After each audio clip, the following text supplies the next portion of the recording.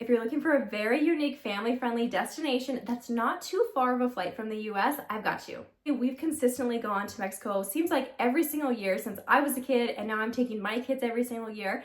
But there is a country that neighbors Mexico that I have completely missed until last week. Last week we took our kids to the country of Belize, and this is a trip that I am not going to shut up about because it was amazing. So let's get into the basics and what I think you need to do on the very first stop of your Belize itinerary. So chances are your flight is going to be putting you into Belize City. Now, while I wouldn't suggest staying too long in the city because there are so many fun things to do outside of the city, this was a perfect spot for my family to rest and recoup from the flight.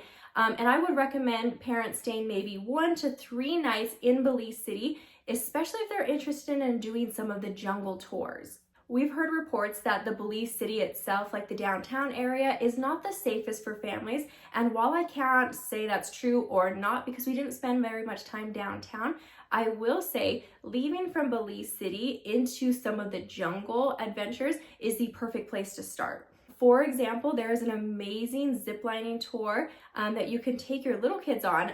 Not super little, but my 4-year-old would be able to do it.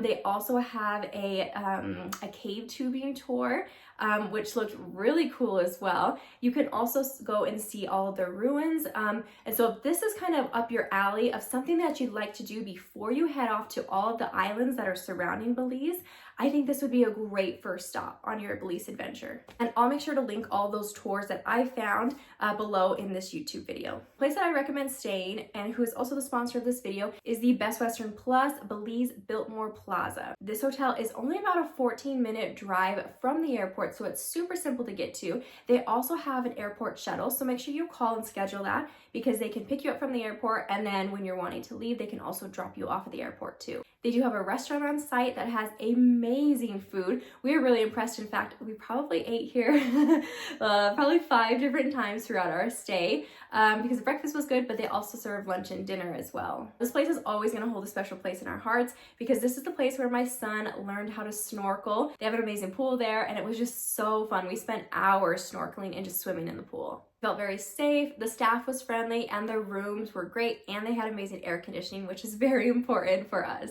Now, like I mentioned, I personally wouldn't spend my entire vacation in Belize City because there are some amazing islands just off the coast of the city. But this is a great first stop if you're looking to do some land adventures like those ruins, like the ziplining tour, like the cave tubing. They also have a cool zoo, a sanctuary for animals. So that's what I would do.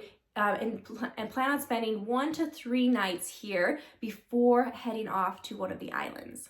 Now, in our next YouTube video, we're going to dive into 2 of the islands that I think you've got to visit with little kids. So be sure to hit subscribe and watch our next video when we head off to these islands.